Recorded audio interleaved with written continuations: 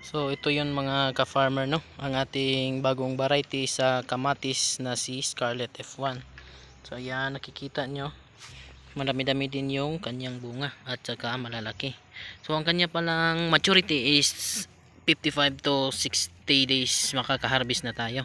So sa ganitong bunga, yan, malapit na itong maghinog. Yan, ilang days na lang or weeks pwede na itong ma-harvest. So ang ating Scarlet F1 ay merong timbang na 70 to 90 grams bawat isa. Tapos ang kagandahan nito ay meron na siyang intermediate resistance sa tinatawag nating kulot-kulot. At isa pa doon, kapag nahinog ang ating Scarlet F1 ay medium to red ang kanyang kulay. So yan, nakikita nyo. Yan.